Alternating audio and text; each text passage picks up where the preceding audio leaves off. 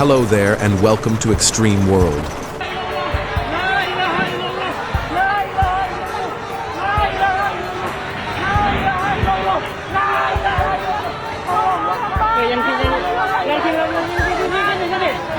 Indonesia, a country located on the Pacific Ring of Fire, experienced two powerful earthquakes today, causing significant damage and prompting many residents to seek safety.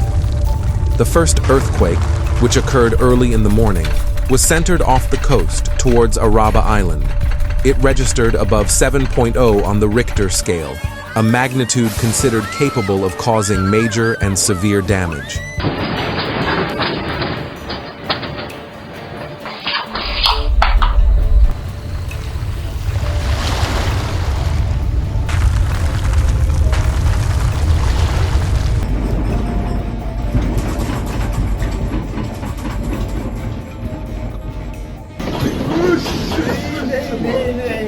This one, that's it, stop. A second earthquake struck later in the day, but in a different part of the island. This earthquake registered a high magnitude, resulting in significant damage.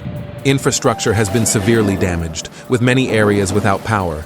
The extent of the damage is still being assessed by rescue workers who are working tirelessly to help the victims. Last year, a 5.6 magnitude earthquake struck the West Java city of Cianjur, killing at least 331 people and injuring nearly 600.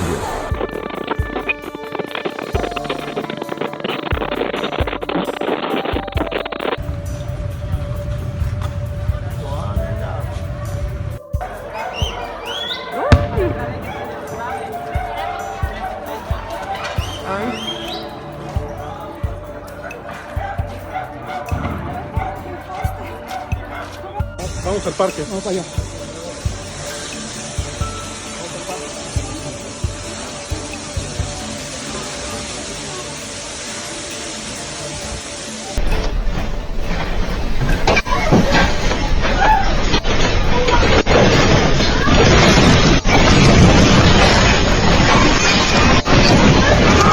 It was Indonesia's deadliest since the 2018 earthquake and tsunami in Sulawesi, which killed nearly 4,340 people.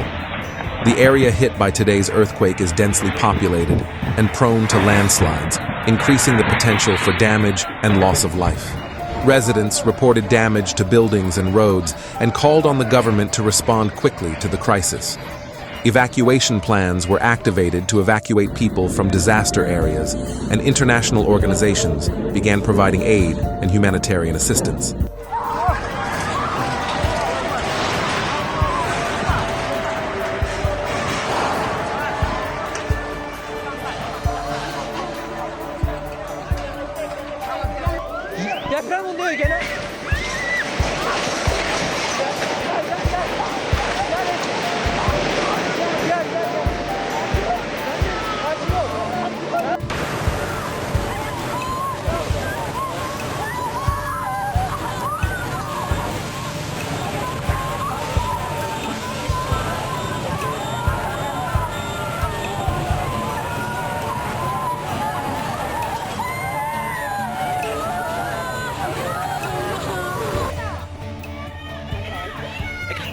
Dude.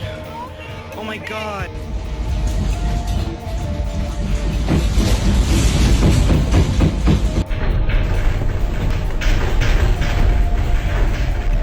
However, there is currently no accurate information on the number of dead or missing. The government urged citizens to remain calm and follow safety rules.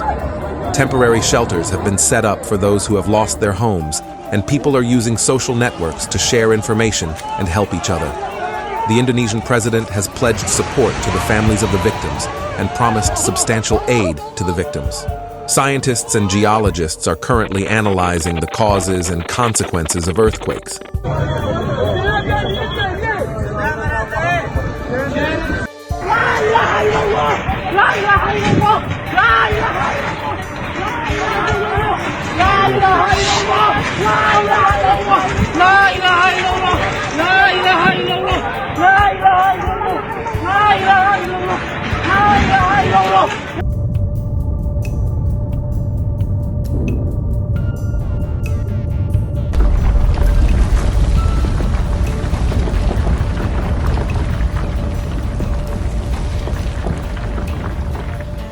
The country's authorities are closely monitoring the situation to ensure public safety.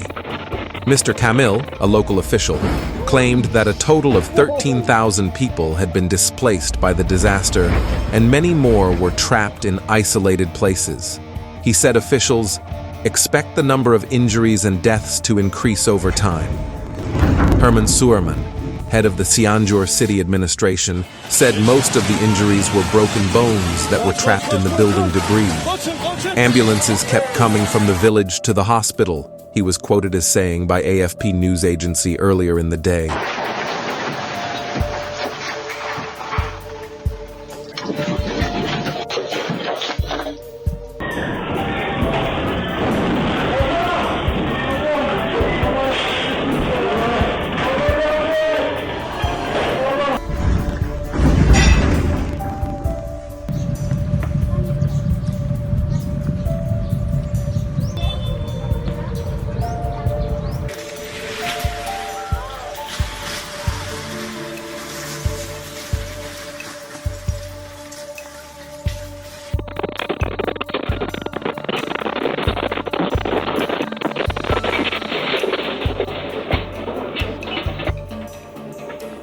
There are many families in the village who have not been evacuated.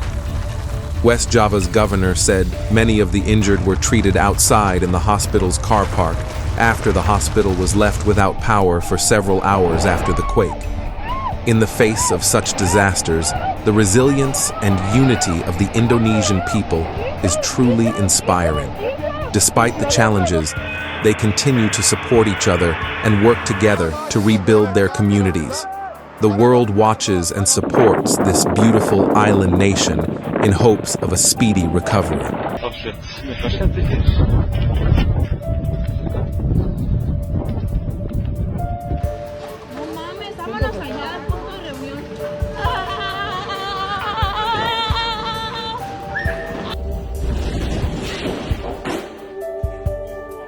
The government is directing all available resources to restore the affected areas, and the President of Indonesia has pledged support to the families of the victims and massive assistance to the victims. The world watches and supports this beautiful island nation in hopes of a speedy recovery.